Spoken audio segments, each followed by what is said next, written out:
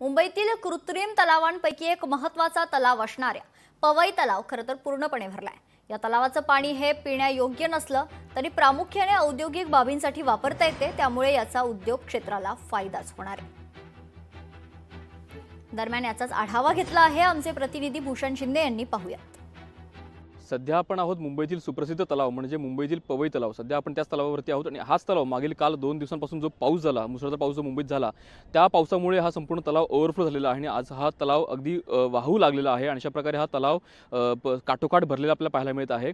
साधारण 545 कोटी इतकं तब्बल पाणीसाठा या संपूर्ण तलावात आहे आणि हा कृत्रिम तलाव साधारण 1890 साली बांधण्यात आला होता आणि मात्र आज हा तलाव संपूर्ण भरलेला आहे।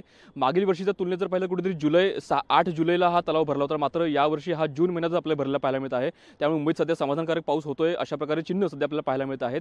या तलावाचं पाणी हे पिण्यास योग्य नाही, मात्र औद्योगिकरणासाठी हे पाणी वापरलं जातं, त्यामुळे हा तलावाचा पाणी साठा जो आहे तो आपल्याला सध्या वापरात येताना पाहायला मिळत आहे। आणि एकंदरीत तलाव जर ओव्हरफ्लो झाला की ते पाणी वाहत जाऊन मिठी नदीमध्ये आणि मिठी नदीमधून समुद्रामध्ये अशा प्रकारे त्यात पाणी वाहत जातं। मात्र आज हा तलाव पूर्ण भरलेला आहे आणि साधारण याचं पाणी सध्या आपल्याला वाहताना पाहायला मिळत आहे। कॅमेरा विनीत पेंडेकरसह भूषण शिंदे, लोकशाही मराठी, मुंबई। लोकशाही मराठी ऐका, पहा, जागरूक रहा।